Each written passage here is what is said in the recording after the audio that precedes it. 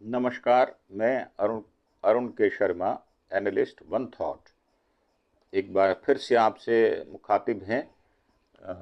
उसका कारण ये है कि पिछले 2 दिनों में जो मार्केट कैप है वो करीब $5 ट्रिलियन घट गया है। जो एक्सपर्ट हैं जिम क्रैमर, उन्होंने पहले ही भविष्यवाणी की थी कि सोमवार को अमेरिकी बाजार करीब 20% टूट सकता है। जिम क्रैमर जो हैं वो फाइनेंशियल कमेंटेटर हैं, सीएनबीसी के शो जो मैड मनी के वो होस्ट हैं। और उनका कहना है कि ये 1987 में जो ब्लैक मंडे आया था, कुछ वैसी ही गिरावट ना हो जाए, इसकी उन्होंने आशंका व्यक्त की है। क्रैमर ने अमेरिकी राष्ट्रपति डोनाल्ड ट्रंप की ओर से दुनिया भर के देशों पर लगाए गए रेसिप्रोकल टैरिफ को इसकी वजह बताया है। असली कारण यही है, क्रैमर ने कहा, अगर ट्रंप नियमों का पालन करने वाले देशों को राहत नहीं देते तो 1987 वाला दृश्य एक बार फिर से आपको देखना पड़ेगा। 3 दिन की गिरावट और फिर सोमवार को 22% की गिरावट सबसे संभावित है। मतलब ये एक्सपेक्ट किया जा रहा है कि मार्केट इतनी गिर सकती है। हमें जानने के लिए लंबा इंतजार नहीं करना पड़ेगा, सोमवार तक ये पता चल जाएगा। आज सोमवार है, अभी तक मार्केट, हिंदुस्तान का बीएसई 4000 पॉइंट तक गिर चुका था, परंतु अब करीब 2500 और 3000 के कमी के साथ वो झूल रहा है। और जिम क्रैमर ने जो 3 भविष्यवाणी की थी और जो सच हुई थी, उनके विषय में आपसे बात करते हैं। एनवीडिया पर बुलिश कॉल। 2023 में क्रैमर ने एनवीडिया जैसी मेगा कैप टेक कंपनियों पर बुलिश रुख अपनाया था। तब शेयर $15 के करीब ट्रेड कर रहा था। जनवरी 2025 में ये $150 के करीब पहुंच चुका है, यानी कि उनकी यह कॉल सही साबित हुई है। मार्केट वैलिडिटी 2022 में शुरुआत में क्रैमर ने बाजार में अस्थिरता की भविष्यवाणी की थी, जो सच हुई थी। उस साल स्टॉक में भारी उतार चढ़ाव देखा गया था। S&P 500 इंडेक्स लगभग 19% गिरा था। उनकी यह चेतावनी निवेशकों के लिए उपयोगी सिद्ध हुई थी। 2008 के बाद की रिकवरी 2008 में वित्तीय संकट के बाद क्रैमर ने 2009 में बाजार में सुधार की भविष्यवाणी की थी। उन्होंने निवेशकों से पिटे हुए शेयरों में अवसरों को तलाशने की सलाह दी थी। उस साल S&P 500 इंडेक्स में 23.5 की तेजी आई थी। जो जिम क्रैमर की 3 बड़ी भविष्यवाणी गलत भी सिद्ध हुई हैं, इसमें भी कोई दो राय नहीं है।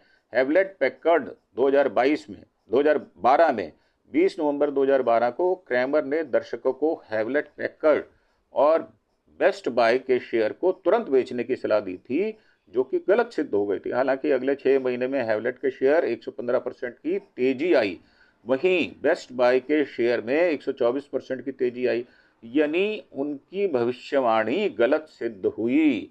बियर स्टर्न्स 2008 में 11 मार्च को मैड मनी सेगमेंट के दौरान क्रैमर ने बियर स्टर्न्स के बारे में एक दर्शक के सवाल में के जवाब में कहा था, नहीं नहीं नहीं, बियर स्टर्न्स ठीक है, अपना पैसा बाहर मत निकालो, यह बेवकूफ़ी होगी। 5 दिन बाद 16 मार्च को बियर स्टर्न्स कोलैप्स हो गया था और इसमें $2 प्रति शेयर के हिसाब से जेपी मॉर्गन चेस को बेच दिया गया था।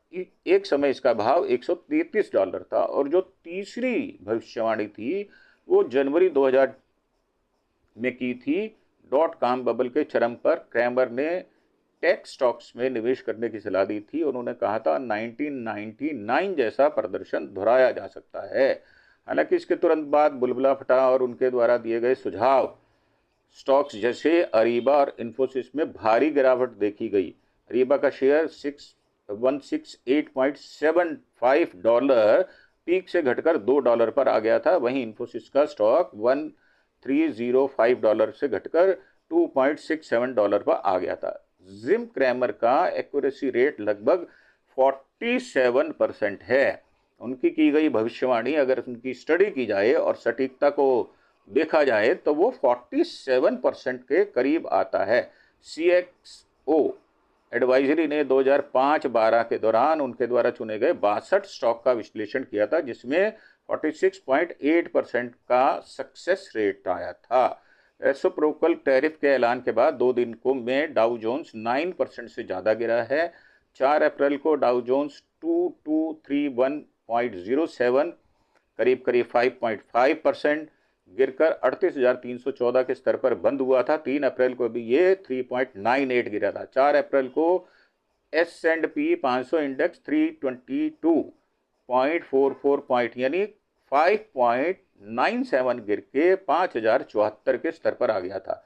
5 अप्रैल को भी ये 4.8% गिरा था।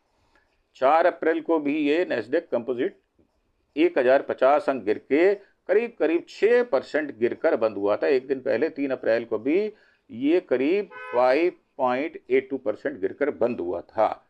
और 500 इंडेक्स का मार्केट कैप 3 अप्रैल को 45,388 ट्रिलियन डॉलर था, जो कि 4 अप्रैल को घटकर 42,678 ट्रिलियन डॉलर पर आ गया था। और 2 अप्रैल को मार्केट कैप 47.681 ट्रिलियन डॉलर था, यानी 2 दिन में मार्केट कैप करीब 5 ट्रिलियन से ज़्यादा घट चुका है।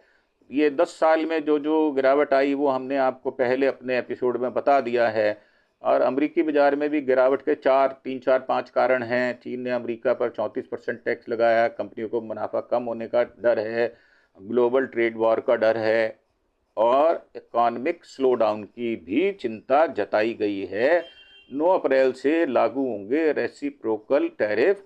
अमेरिका में आने वाले सभी सामानों पर 10% बेस लाइन यानी न्यूनतम टैरिफ लगेगा। बेस लाइन टैरिफ 5 अप्रैल को, रेसिप्रोकल टैरिफ 9 अप्रैल को रात 12 बजे के बाद लागू हो जाएगा। बेस लाइन टैरिफ व्यापार के सामान्य नियमों के तहत आयात पर लगाया जाता है, जबकि रेसिप्रोकल टैरिफ किसी अन्य देश के टैरिफ के जवाब में लगाया जाता है। ये टैरिफ हमने पहले आपको बता दिया हुआ है।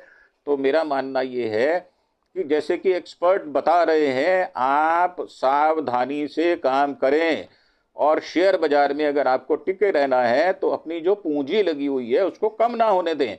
किसी भी तरह की जो गिमिक होती है, जो आपको अपना अनुभव है, उसके साथ में एक्सपर्ट्स की सलाह लेकर काम करें और अपनी पूंजी को बचाए रखने के लिए जो भी कर सकते हैं वो करें। तो मेरी प्रार्थना है, इंट्राडे वाले दूर रहें मार्केट में।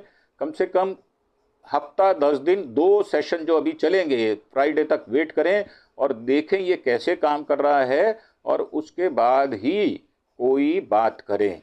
मैं इसी के साथ इस एपिसोड को विराम देता हूं। एक बार फिर से प्रार्थना कि आप मेरे चैनल अरुण के शर्मा एनालिस्ट वन थॉट को प्लीज़ सब्सक्राइब करें और अगर हमारी बातों में कुछ सच्चाई है तो उसे लाइक और शेयर भी करें। धन्यवाद। जय हिंद, जय भारत।